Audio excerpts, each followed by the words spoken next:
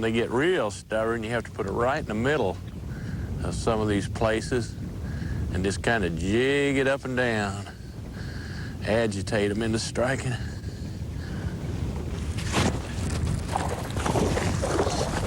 Get out of that trolling motor. Oh, man, what a nice fish. Right in the middle of that bush. Oh, yeah, what a way to start the day. Neat fish. Boy, he's hooked good, too. Ah, beautiful fish. That's a flipping fish deluxe right there. You can see I was right on top of that fish. A lot of people don't think you can get that close to them and still catch them, but we've got a cold front that's went through. It's forced them tight to the cover. And they're not going to run out and get that spinner bait or that buzz bait or some of those baits that you might have been able to catch them on a couple days ago.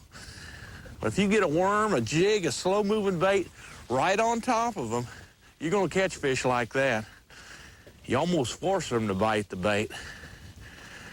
Before we're done, we'll show you exactly what we're doing, how we're doing the technique, how we're rigging the baits, etc. But if you want an exciting way to catch fish, boy, you can't hardly beat this flipping. Happens in a hurry. Wow, that was neat.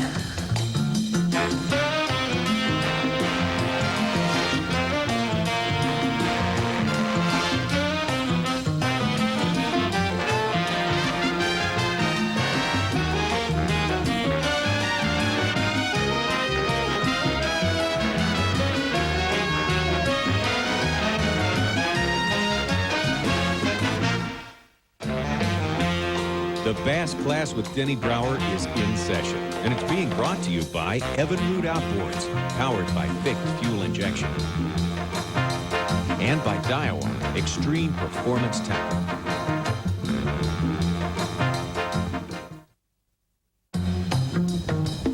Last fish was on the windy side of the target or piece of cover, however you want to refer to it. That's something you want to pay attention to, what we call patterns within patterns. We may be on a flipping type pattern, catching them on plastic worms, but how are they setting up on that cover is very important. It can save you a lot of time in your fishing. If you can determine if they're on the sunny side or the shady side or the windy side or the calm side, up current, down current, there's a lot of different situations you get into, and usually the fish will tell you the secrets if you just pay attention when you catch one or two.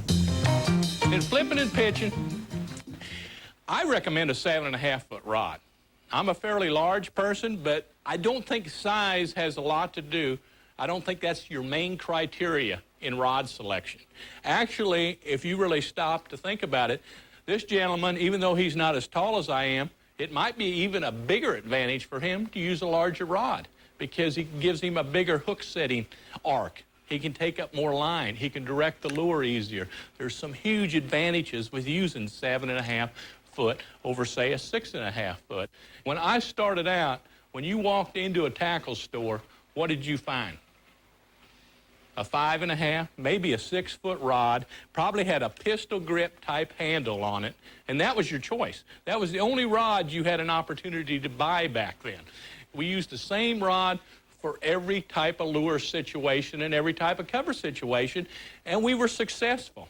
But we weren't maximizing our opportunities. There's always a way to become more proficient in any sport, but especially in fishing.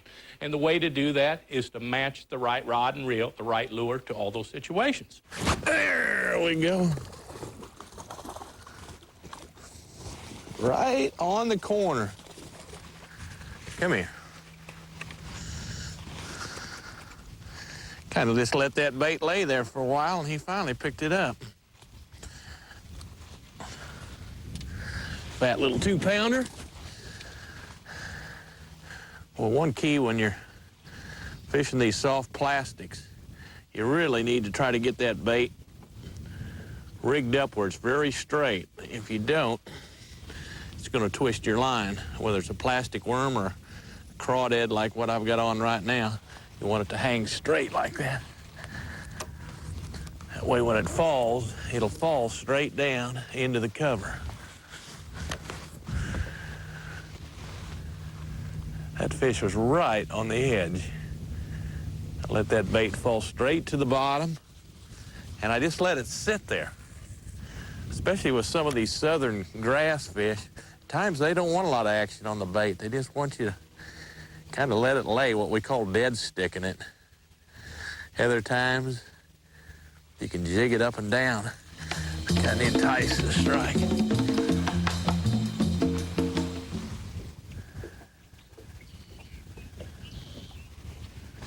Hello. Oh, yeah. Whoa, get out of that trolling motor.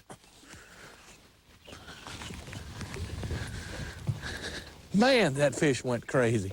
He's not even very big. Oh, no. Right at the base of them pickerel weeds. Arrowheads or whatever they get referred to. Nice fish. In flipping and pitching, I think it's very, very important to make a correct selection. A 5.5-foot rod, a 6-foot rod is fine for certain techniques, but don't try to do the wrong technique with it. That's like trying to drive out on the golf course with your putter. That doesn't make a lot of sense. You know, when you're playing golf, you're trying to match the club to the shot. That's what we're trying to do in fishing nowadays. We're trying to use the correct rod for the correct lure and the correct fishing situation. Oh, there's one. Boy, he thumped it. He absolutely thumped it. What a fish. What a fish. Well, that was a perfect example of a flipping fish that absolutely wanted to kill whatever came in there. Stay down.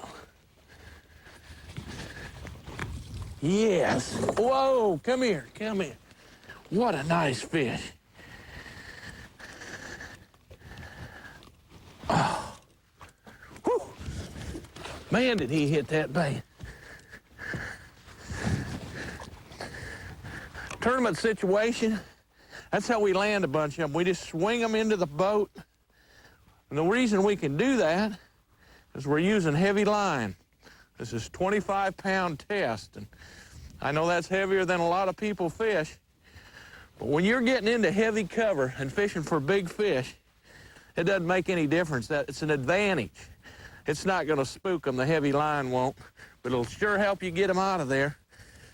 I will swing them into the boat when I'm trying to land them up to about 4 pounds. That was about a 3.5-pound fish there. If you get them over that, it's a good idea to reach down and lip them. Or if you are in a situation where you have a dip net, go ahead and use your dip net. Otherwise, you might actually rip the hook out of them when you're trying to swing them aboard. But it's also a good idea. That was kind of a bad deal with that fish because I missed the line. But try to keep them off the carpet if you can, because that kind of removes some of that slime coating from those fish. And if you remove that, the chance of them getting an infection is a lot greater. Just grab them by that lower lip and ease them back in. Oh, yeah. I was lifting out of the water. Look at, I'm handcuffed. Get back out of them hyacinths.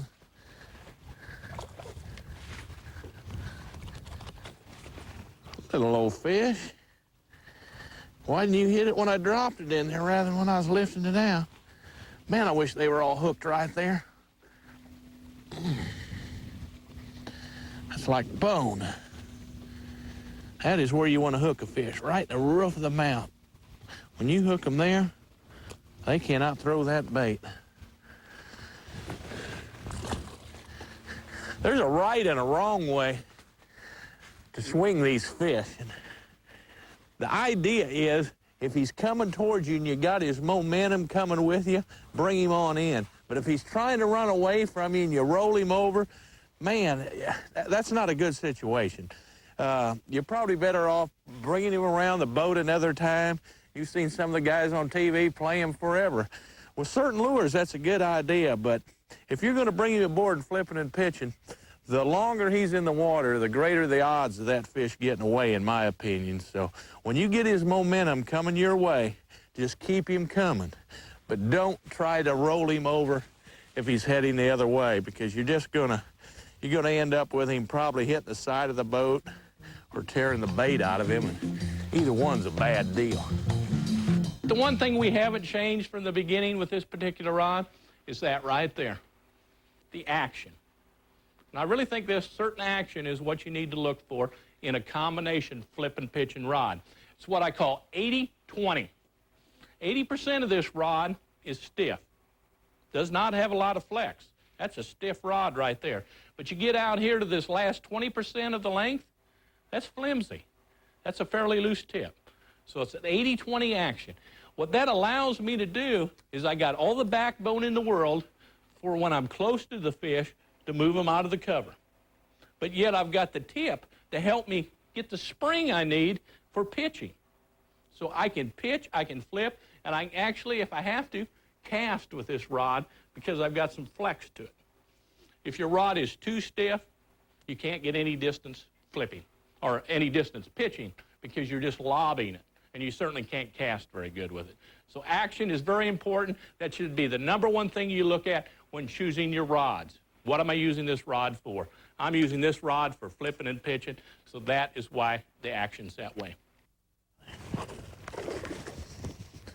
Buried back underneath them hyacinths. I think I'll lip that fish.